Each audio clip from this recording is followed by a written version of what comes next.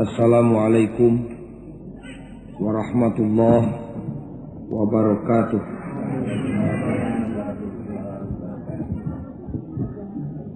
Innal hamdalillah usolli wa usallimu ala Rasulillah wa ala alihi wa sahbihi wa mawalah.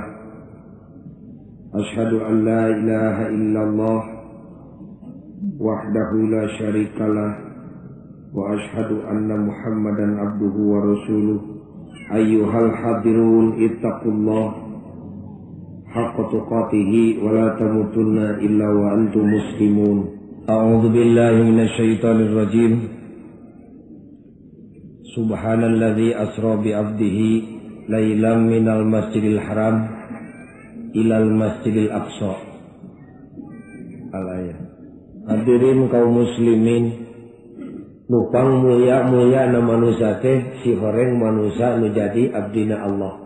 Ciri kamuliaanana nu kahiji dugika diisrokeun jeung dimi'rajkeun ku Nu Maha Suci. Ciri kamuliaan nu kadua ieu jagat ku pangeran dititipkeunana teh lain ka manusia nu jadi abdi setan, tapi dipihapekeun dititipkeun ka manusia nu jadi abdina Allah. Sina dieusian ku abdi Allah, sina diatur ku abdi Allah, sina dibangun ku abdi Allah, sina didalahar rezekina ku abdi Allah. Eta kabagjaan dunya. Kabagjaan akhirat moal boa surga buruhna. Kauninga ku sadayana di sawarga mah eueuh salamar-lamar acan manusia nu jadi abdina setan. Sakali deui di sawarga mah eueuh salamar-lamar acan manusia nu jadi abdina setan. Sabab sawarga wungkul eusina teh manusia nu jadi abdina Allah. Anu janten persoalan dina danget kiwari saya sanes iwal ti urang sadaya ngajerit ka Nu Maha Suci hayang teuing urang sagarwa putra putu tatangga jeung baraya pinarengan sing jaradi abdina Allah. Sumuhun Pagojali da abdi ge ngarti jadi abdi Allah teh mulia, nganu jadi masalah mah kudu kumaha carana supaya abdi sareng pun bojo pun anak bisa jaradi abdina Allah. Kitu pan perkara sana teh meureunnya. Di mana urang terang kana hiji perkara sok kabita, di mana geus kabita sok nanyakeun kumaha carana mibanda. Model ibu mun kawangan putra parantos dewasa biasana sok didangdanan budak teh buuk panjang meusan diteuk. Curiwis mausan diperengkelkeun. Mun boga duit dikeul teu boga duit pan cungkir dibeuleum. Jig nyai ulin ka jalan ngarah naon tah? Ngarah ka temong. Usaha ku lalaki. Ari geus ka temong ngarah lalaki ka bita, ari geus ka bita ngarah mibanda. Tadi mana lalaki ka bita pasti nanyakeun anak sahanya euy. Anak si anu kumaha carana supaya dibikeun ka urang pan kitu meureun. Kusim kuring didagangkeun abdi Allah teh mulia. Kaum muslimin bakal nanya kumaha carana supaya abdi sakulawarga bisa jadi abdina Allah.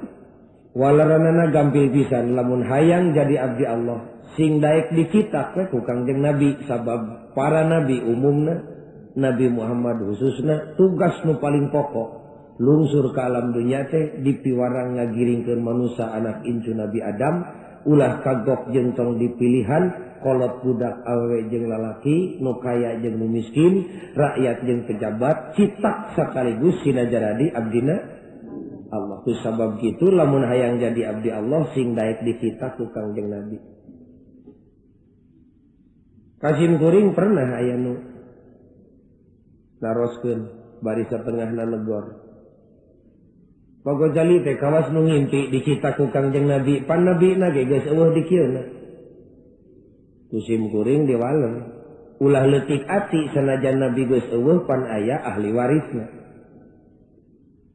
Nah Kangjeng Nabi boga ahli waris cek nu nanya. Kusim kuring dijawab lain boga geryak aya di mana-mana. Saha ahli waris Kangjeng Nabi? Persis jelema cara urang. Ngan pedah bedana teh dina mastakana pinuh ku ilmu pangaweruh, dina atina heureun ku kayakinan. Tingkah lakuna teu loba teuing sarekeun Allah. Nu kitu disebut ulama. Sedengkeun ulama teh warasatul anbiya, ahli waris Kangjeng Nabi. Taku si eta ayeuna mah di kitabna teh. Nabi saeun kitu ulama sina nyitak jelema sina jadi abdi Allah. Bisa kabina-bina sabab dilatih ku Kangjeng Nabi. Kunaon nyitakna cek nu nanya. Nya moal buah nyitak mah ti baheula deui ka ayeuna ge ku loyang. Ngan pedah lain loyang kaleng tapi loyang agama. Agama nu mana atuh kudu nu bener. Dan loyang ge nu dipake nyitak kue pan ulah nu karatan kudu nu bersih. Bisi tepak hanyirna kaleng kana kue. Agama nu rek dipake nyitak manusia sina jadi abdi Allah teh atuh kudu agama nu bener. Nah make disebut agama nu bener na aya agama nu teu bener ulah cekcok seueur pisan. Nu mana atuh ari agama nu bener teh? Nu datangna ti Gusti Allah. Nah make datang ti Gusti Allah na aya agama nu datang ti manusia. Agung pangapunten Pak. Di negara-negara nu geus maju mah industrina kana agama nu datang ti Allah teh teu pati resepeun. Mung we bosen. Akhirna mah tepi ka nyarieun agama kumaranehanana sorangan. Lain saeutik agama meunang jelema. Kade bisi pahili urang dieu. Nu mana atuh ari agama nu datang ti Allah? Anu boga kitab suci. Nari batur teu bogaan kitab suci, boga akuanana mah ngan ieu mah aya bedana. Naon bedana teh? Kitab suci na boro-boro make kudu bisa dirobah ku leungeun jelema saayat dua ayat alif pahili jeung nun bakal kapanggih sabab ayat suci na dijamin ku Allah tina pamalsuan leungeun jelema jin jeung iblis. Inna nahnu nazzalna dzikra wa inna lahu lahafizun. Iya pahili jeung wau kapanggih Bu. Beda kitab suci Quran. Naon kitab suci nu dijamin ku Allah teh? Al-Qur'an ngaranna. Taku Qur'an dicitakna teh. Na Qur'anna kudu ditangkolokeun ditapolkeun dina mastaka tiap jelema. Atuh moal kapabrikan nyetak Qur'an ke 150 juta jelema di Indonesia. Kitu mah cacing ge ngadadak buluan. Sing uninga ari Qur'an teh puseurna sumberna agama Islam. Eusi pokona nitah bener nyarek salah dina bidang akidah jeung syariat. Nu kitu disebut ibadah. Taku ibadah dicitakna teh bisi hayang jadi abdi Allah. Sumun kapan ibadah teh loba rupana. Ceuk pagojali sering diomong-omongkeun ka nyingkah-nyingkahkeun cangkang cau di tengah jalan bisi budak ti soledad, pan eta ge ibadah. Kan tenan we loba rupana. Heuai ge ibadah dina Islam. Ngan ibadah teh aya tihangna salat ngaranna tah ku salat dicitakna cenah jadi abdi Allah teh. Kita pagojali anteng-antengan ngaji teh rek caritakeun salat, pangapunten teu leuwih ti salat. Eta emut simkuringnya.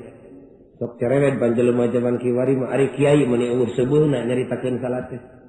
Di masjid nyaritakeun salat, di buruan batur nyaritakeun salat, Rajab Mulud salat. Di gedong nu mewah nyaritakeun salat, di saung nu pegek nyaritakeun salat. Na eueuh dicaritakeun kitu pokna. Usin guring dijawab, Quran teh 30 juz, beak umur nyaritakeun eusining Al-Qur'an. Cenah naha atuh nyaritakeun we salat? Atuh cek sim guring dek naon nyaritakeun nu sejen da salat ke pancan sararea le. Urang ge karek kamari ieu diajarna. Kan rata-rata jelema kiwari mah mimiti hideung daek salat teh umur 40 tahun teh. Eta teh mimiti diajar. Salat teh laanan pan eta tihangna agama. Derag-derag nyaritakeun zakat jeung puasa katut haji di hareupeun jelema nu can ngarasa sujud pan ripuh tong wakamulidasi ari can boga calana imadasi semetuur ngan ditaranjang pan tilu meureun nu ramayina disagedeungeun eta kapan hikmat tina peristiwa Isra jeung Mi'raj teh hakikatna mah nyokok jeung ngamuara kana masalah salat. Jadi tepat pisan lamun memperingati Isra Mi'raj caritakeun salat. Nu mata keur urang gangguanan mah salat mah geus teu aneh pagojali. Nya kaharti ku akal. Nu mata loba barudak ora nu can kabitaeun ku salat ge. Da puguh kana salatna ge can aneh-aneh acan. Siga heureuy nya. Kedah aneh Pak kana salat. Leungit aneh moal kabita di mana geus teu kabita boro-boro hayang nurutan dititah ge asa disiksa. Bibitna mah aneh. Jelema nu iman kandal mah boro-boro kana salat ibadah pokok, kana adzan teu waleh aneh. Wartosna ieu mah. Sayyidina Ali mah di mana ngadangukeun adzan teh lambaina teh dugi ka garing. siga bangsat diberi polisi. Di mana keur barang tuang teh diecageun, tuangeun diutahkeun nu tos dina baham. Geuwat nyambut adan, dilelewe adan teh. Allahu akbar, Allahu akbar, Allahu akbar, Allahu akbar. Sono kana adan. Aneh ngadenge adan. Ngeleper salirana. Reng si adan geuwat disambut. Allahumma rabba hadhihi da'wati tammat jeung saterusna. Sok urang dugi ka kiwari pan urang ngobrol kana adan kana salat ge teh aneh nih. Komo kana adan. Da teu saeutik kolot nu wani mareuman radio nu keur adan di jerona. Paruman adan teh da kitu tiba lagi anger laguna teh. Adan. Teu aneh teh sing urang mah ku adan. Nu matak di mana salat tara make adan teh. Kokna bosen. Ya urang oge kita sok aya aneh kana adan teh sono dina bulan puasa mah. Sono pisan. Malah bulan puasa mah adan teh didago-dago ti asar keneh eta teh. Salila-lila teuing adan teh gitu. Malah budak cilimit mah radio teh diputer-puter gelombangna ka Surabaya. Sugan we aya adan magrib tabu 4. Kedah aneh kana salat. Nu moy bapak dek angkat netepan teh sing aneh. Salira teh sing pi aneheun kulawarga dangdos. Entong ari moro ketok-tok di dasi teuing mah da teu galib di urang mah. Anggoan nu representatif we boga kampret meunang nambal ge dibersihan. Kagungan sinyang di beuberan sing pantes kampretna dikancingkeun kopeah sing lempeng. Cuma kopeah malang, buuk teu dicukur. Kumis rogok pacampur nu hideung jeung bodas. 7 mulut kampretna ge teh diseuseuh, bari teh dikancingkeun heug teu make kaos sang-sang acan. Kancingna geus tilu rupa nu hejo, nu beureum, nu pamen. 3 ranteng siga gambang takoleun. Budak urang dek aneh kumaha teu kabita teu sing nempo salat akina siga kitu. Ari aki-aki nu geus pikun mah teu salah, nu kacida salahna mah anak nu jagjag. Jeung pamajikan nu masih kena eling beuteung ngadangdanan bapakna supaya salat napi kabitaeun anakna. Nu mawi sakali deui seueur barudak urang nu teu kabita ku salat teh tacantang tu nyewa kana salat tapi nu jelas mah teu kabitaeun pangna teu kabita salah urang jeung salah barudak bongan teu aneh kana salat.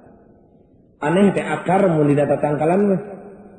Ari kabita tangkal, ari nurutan buah, boro-boro buahan tangkalna ge garing akaran mah. Kedah aneh ngarah kabita di mana geus kabita insyaallah bakal nurutan. Leungit anehna leungit kabitana di mana geus teu kabita boro-boro hayang nurutan dititah ge asa disiksa. Da hakikatna mah lalaki kabita ku awewe ge lantaran di awewe aya nu aneh. Kusabab istri dibungkusan leuwih buni tinimbang pamegat tapi kapi aneh pan. Da jelema baheula mah loba nu turubisen teh mineng teuing noong teh. Bakating ku aneh ka awewe tapi kabarolong bilik teh dicai teh noong nu keur mandi jelema baheula ari budak ayeuna mah para tuang-tuang kitu tara da teu ditoong ge temong kabehanana ayeuna mah atuh paingannya syariat Islam ngabedakeun awewe jeung lalaki papakeanana naon kira-kira adu ka teuing ari hakikat misalnya nama Allah nu langkung uninga ngan lahiriahna ngan hikmat nu katempo wengi ieu sigana bae ngahajak ngarah awewe pi aneheun lalaki tapi ka lalaki kabita ku awewe di mana geus kabita lalaki hayang mibanda awewe di mana lalaki geus hayang mibanda awewe di dinya pisan lalaki nembongkeun rasa tanggung jawab ka awewe atuh awewe boga panyalindungan lalaki dugi ka dibunian ku Allah teh awewe kudu leuwih ti lalaki pakaianana ngarah aneh. Lalaki mah ibu barang murah lalaki. Dasarnya nama mahal awewe jeung lalaki. Sok loba lalaki zaman kiwari di padesaan awewe teh kudu nyemah ka lalaki teh sabab lalaki mah mahal. Hiji berbanding 8 kitu pokna teh. Pinyerieun awewe teh nya. Sanyana mah mahal awewe jeung lalaki teh. Lalaki mah barang murah.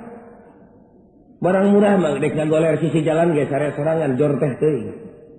Dek init ayeuna ka Gunung Halu nyalira tengah peuting kop badak kop meong lalaki barang murah. Awewe mah boro-boro atrok-atrokan tengah peuting sorangan bari ulin maksudna. Cacak ka Mekah ibadah seidinin Allah jeung Rasulna ini teu dianteur ku salakina atawa ku mahramna.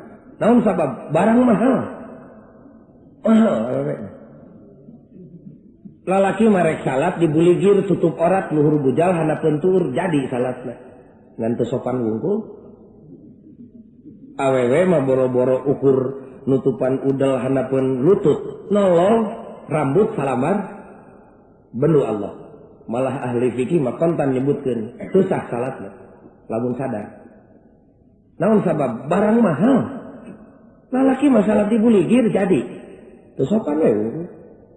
Istri mah masya Allah mahal luar biasa. Barukah irungna tuh awewe di mahal-mahal. Aduh.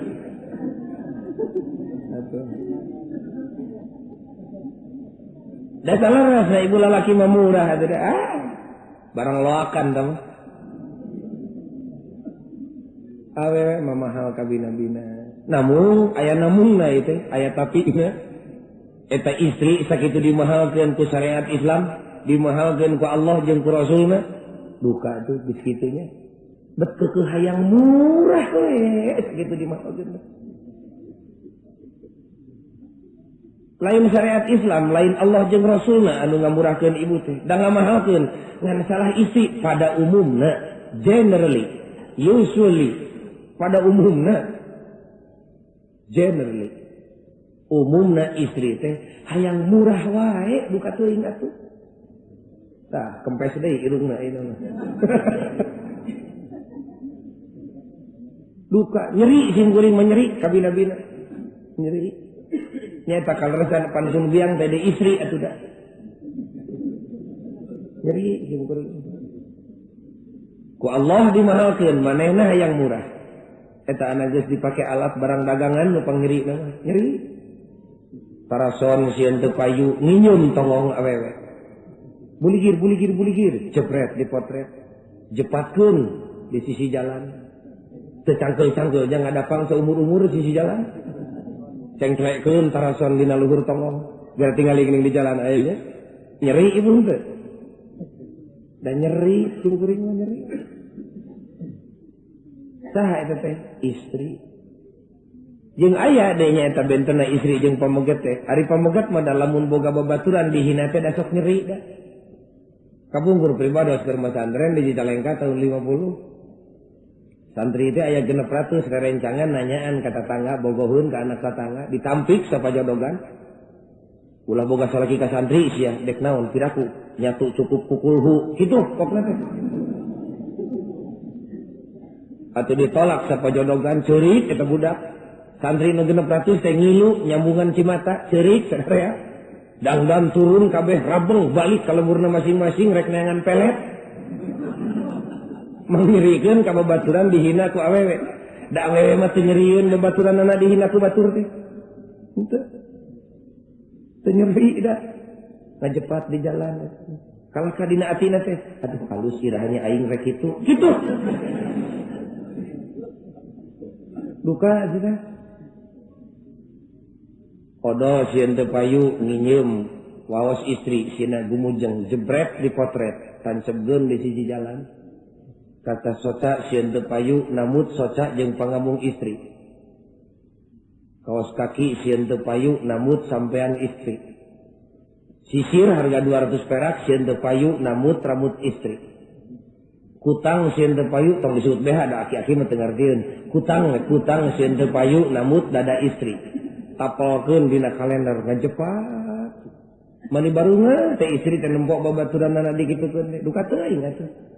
Da ari pribados mana langsa perkara nuku agama Islam dimahalkeun nah bet hayang murah wae buka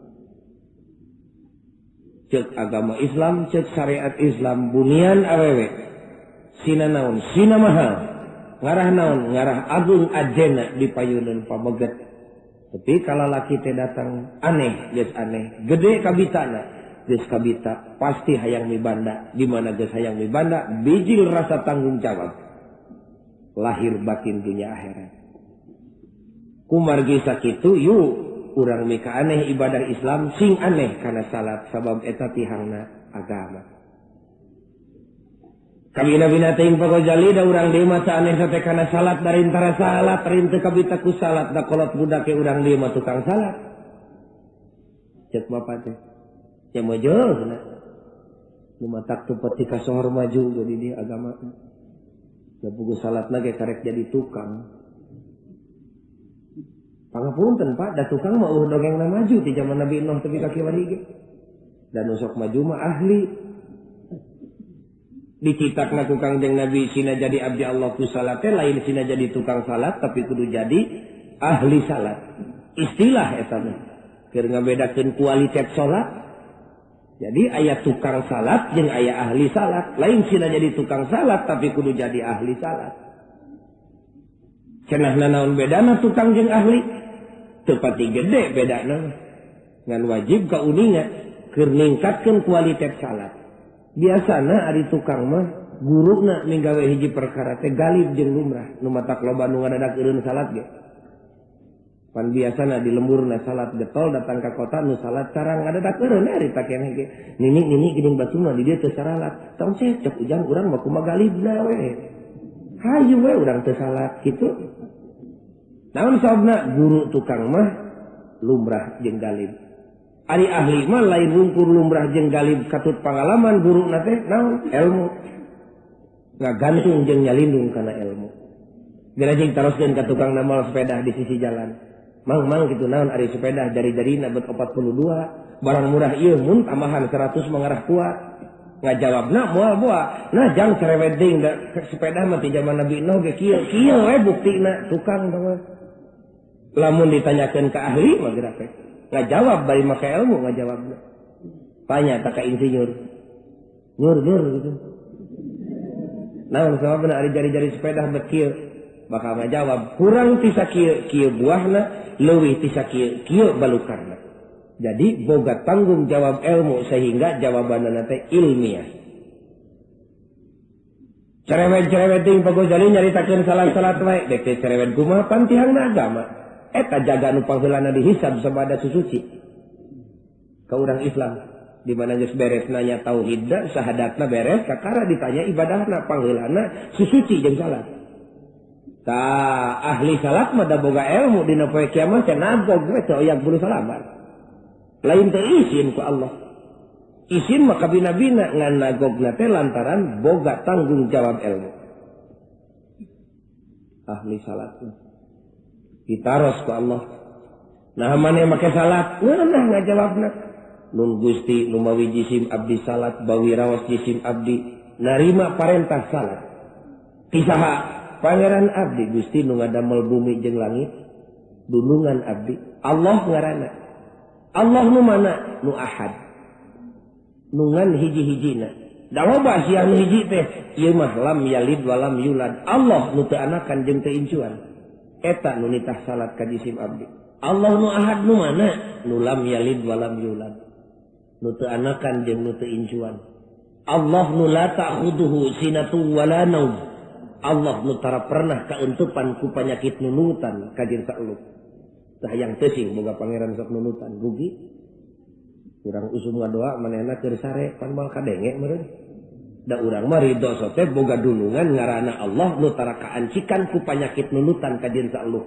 La ta'khuduhu sinatun wala naum. Iraha bae di mana bae kumaha bae ngadoana asal ulah di tempat nu dilarang kadangu ku Allah da dulungan urang mah tara daekeun nunutan. Allah nu lahu ma fis samawati wa ma fil ard nu nyieun tur nu mibanda sarta nu ngarajaan bumi jeung langit. Eta Gusti nu nitah salat ka abdi teh. Kitu ngajawabna ahli salatna. Ngeunah ngajawabna teh. Nanyaho kitu maneh ka kami cek Allah. Dek teh nyaho kumaha Gusti pan Gusti dunungan abdi. Nu ngadamel abdi, abdi nu dijieunna. Napa panggih kitu maneh jeung kami? Rek teu papanggih kumaha kapan Gusti teh akbar ngarungkupan jagat raya. Hiji lorong kerang satuntung jarum nu teu katingali ku kakawasan Gusti. Kan tenan we Gusti. Nu matak abdi salat unggal waktu ge. Nah leuleuh kitu maneh ka kami, nun Gusti agung pangampura ari nempok mah can sakali-kali acan. Nah kunaon maneh teu bisa neuleuh ka kami lain lepat abdi kapan Allah nu nyarekna la tudrikuhul absar wa huwa yudrikul absar wa huwal latiful khabir kitu ngajawabna dina meja pengadilan Allah teh kapan cek Allah lain deuleueun ku mata takawaler ibu panjaman kiwari mah pangeran teh teu ka sok kadeuleu teh nya buburinya jangan hejo koneng beureum siga sakoteng pangeran teh ditolak ke Allah. Boro-boro cucungik maneh cek Allah. Nabi-nabi kami dipanggil ku kami. Dalin buncelik nempok ku panona. Allah mah la tudrikuhul absar. Wa huwa yudrikul absar. Wa huwa latiful khabir. Lain dengan ku panon. Mutlak batal jelema nu buncelik panona nempok ke Allah. Kok tah tauhid catet. Cing tepi ka sakarat tanya tet nabi teh. Sabab setan bisa ngagoda urang dina waktu sakarat cek setan teh ieu pangeran sia nu diteangan teh jelema nu teu nyaho ilmu-ilmu acan mah nuhun atuh gok bubrag neraka jawab bu ibu la tudrikuhul absar wa huwa yudrikul absar wa huwal latiful khabir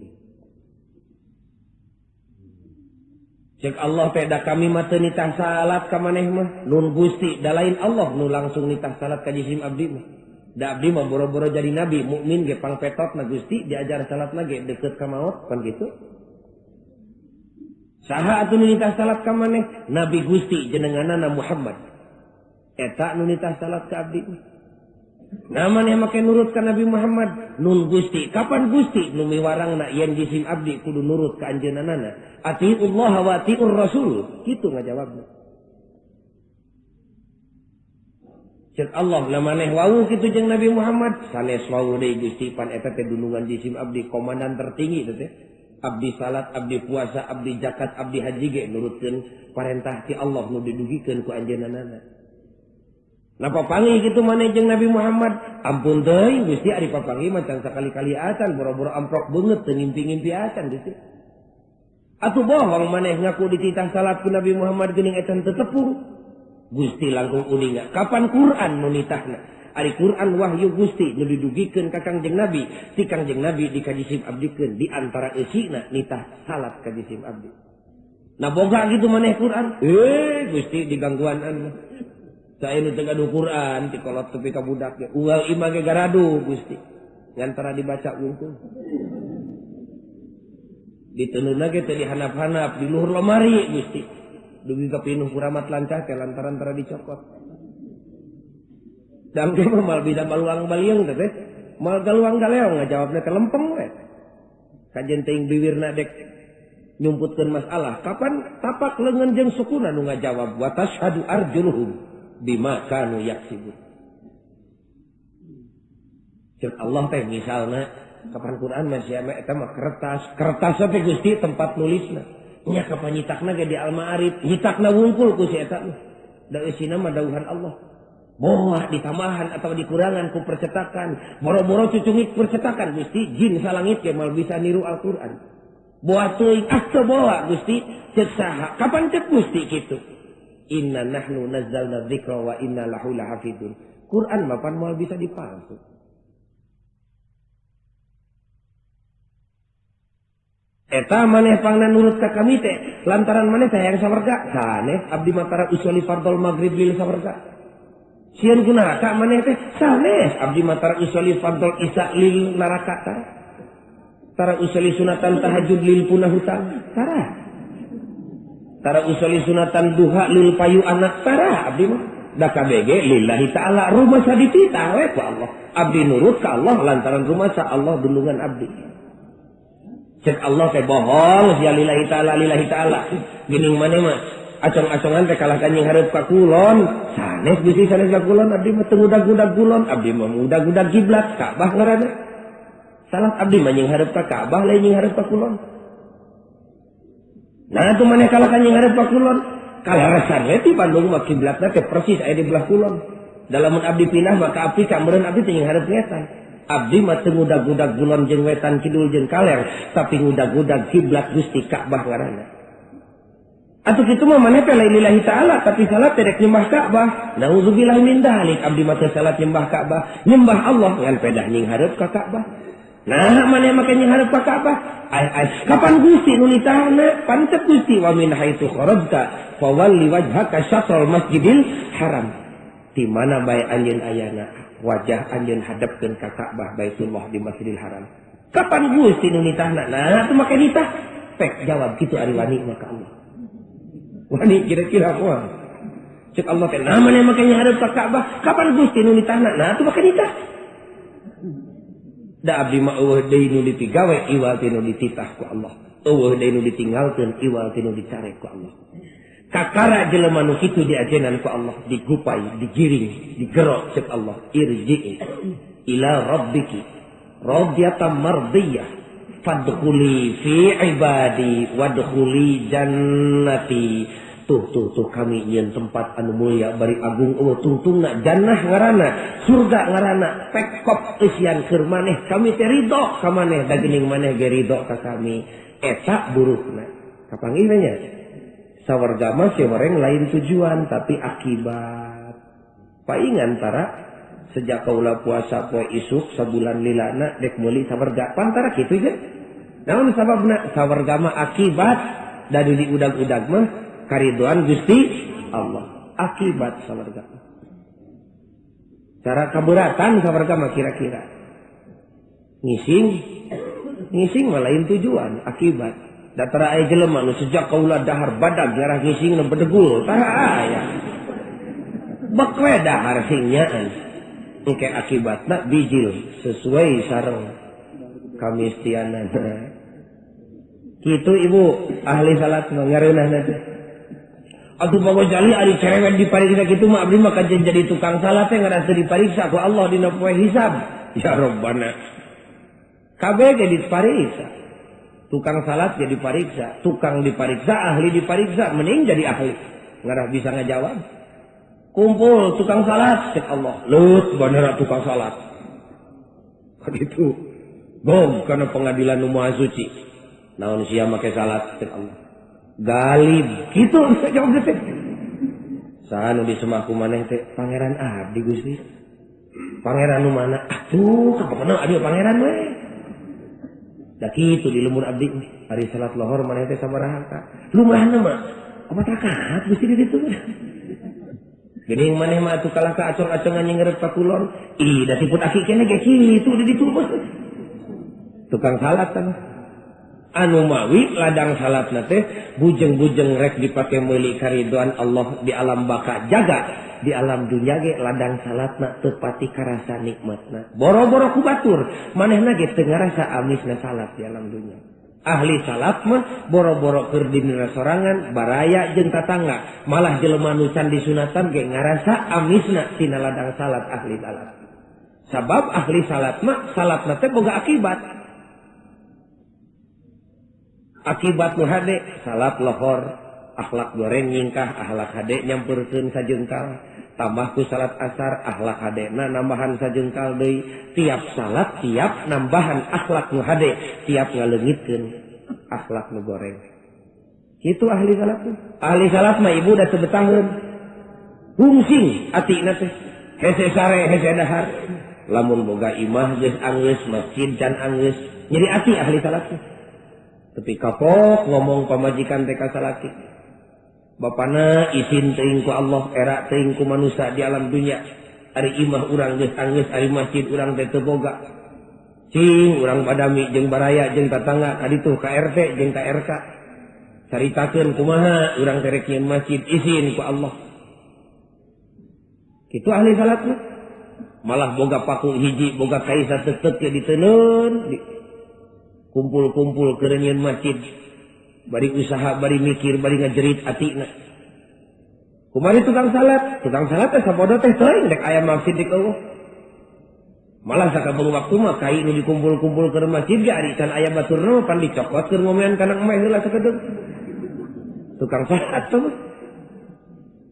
Istilah ya mah, istilah. Jadi tukang salat mah salatna teh teu efektif akibat di alam dunya. Nu matak barudak urang teu pati kabitaeun ku salat ge lolobana mah da lain salah jeung lain kotor agama urang, salah urang ku anjeun we. Ladang ibadahna teh teu pati katempo buahna boro-boro di akhirat di dunya ge teu kadeuleu. Nu matak pan sok loba barudak lora ngomong, "Alah, kalau ka salat we getol geuning dianyukan mah teu mere." Tah eta. Lobana mah. Ahli salat mah ibu teu betah di imah boga kursi harga 1,5 juta. Pok pamajikan ngomong bapana izin teuing ku Allah era ku jelema ari di imah sakitu keur tempat diuk urang wungkul tapi ka make kursi harga 1,5 juta ari di masjid boro-boro aya karpet cara di lemur batu samak salamar dua lamar ge lain meunang ngahaja meuli dume anu paeh ngadadak we tatangga. Nya dan rata-rata nya ari samak urut nu paeh sok dialungkeun ka masjid. Kawasna mah teu pati kaasup ibadah gede tah mah kawasna. Da naon sababna? Da manehna teu butuheun pan. Da ibadah gede mah nu manehna butuh tapi teu dipake dibikeun ka batur ibadah gede tah. Ieu mah teu pati butuh manehna kapan diteuneun oge ku salakina di dapur. Samak ti mana bapana? Pamere ti atuh eyang, ka masjidkeun. Jadi nganggap terang karuntah ka masjid teh. Ah, dulu ke samak urut begitu mah. Tak ahli salat mah teu betah. Cik urang kumpulkeun duit tekecip sewang mah badami jeung tatangga. Urang meuli samak nu rada lebar ti Tasikmalaya. Beh dituna meuli karpet. Kitu ahli salat.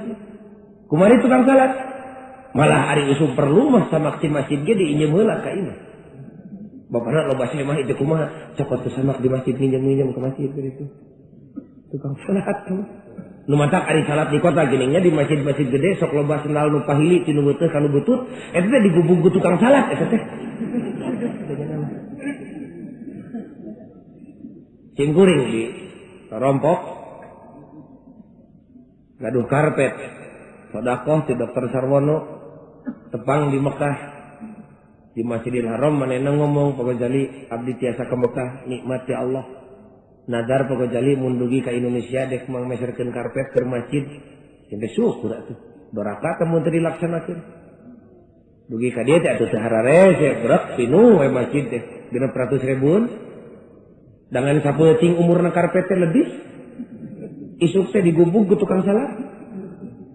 Eta mah teu kira-kira pribados nyeri atina. Semun ari maling mah ti mana-mana ge doraka ibu, maling ti imah doraka, maling ti masjid mah leuwih doraka. Nu maling ti imah teu euceum ka jelema teh nu maling ti masjid mah edan dah.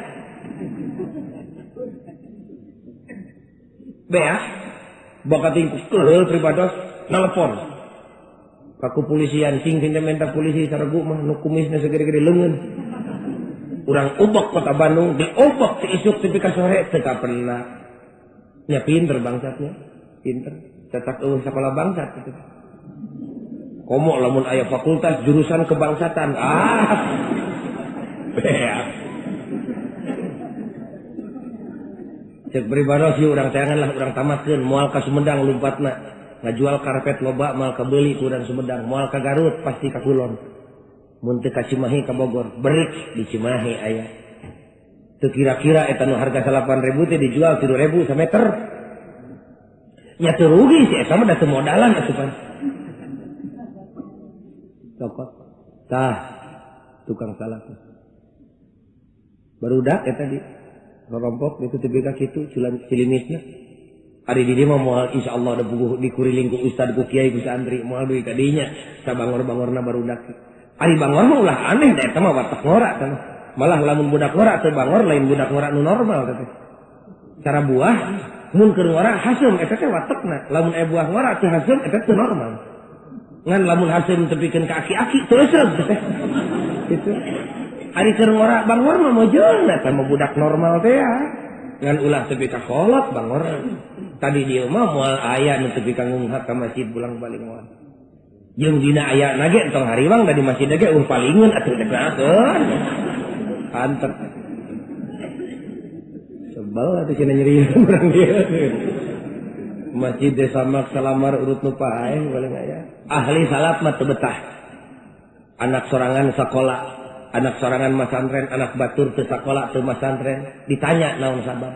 Teu boga rezeki, badami jeung baraya yuk urang sarakolakeun ku urang, yuk urang ka pasantrenkeun ku urang. Kitu ahli salat mah. Ahli salat mah teu betah, sakulawarga seueuh dahar tatangga teu ngebul komporna, titah pamajikan indungna duakeun tabiaskeun urang teh bikeun ka tatangga wati. Naon sababna teu bisa meuli beas-beas acan. Kitu ahli salat. Anu mawi ladang salatna teh karasa amisna di alam dunya, lain ngungkul ku dirina sorangan. Dalah jelema nu can nyahueun Islam ge ngarasa amisna. salat tina ladang salat na ahli salat. Ari tina ladang salat na tukang salat mah ya boro-boro keur batur dirina sorangan ge teu pati ngaraos amisna. Semun pagocali mangkaning abdi nu kitu teh cek ibu, lain abdi sararea ibu nu matak umat Islam sakieu nasibna ge. Urang teh karek teu pikeun derajat tukang salat teh urang. Mugi-mugi lewat pengajian ieu sing ningkat teu pikeun ka jadi ahli salat. Dari salat tukang mah duh nya tapi keungut. Cerewet-cerewet ting pagojali salah-salah we saya ngarti. Dek teh cerewet kumaha pan tihangna agama ulah kaliru. Malah setan teh dituar ku setan teh salat. Da setan mah tara ngilu nyarek zakat, tara nyarek puasa, tara nyarek haji. Malah sakali waktu setan jadi supporter di dinya. Muncul Allah teh haji maneh, setan jadi supporter. Haji. Cek setan teh. Cik sing gablog pikir maneh geus kolot. Ngan tong salat teh tong salat. Kitu setan.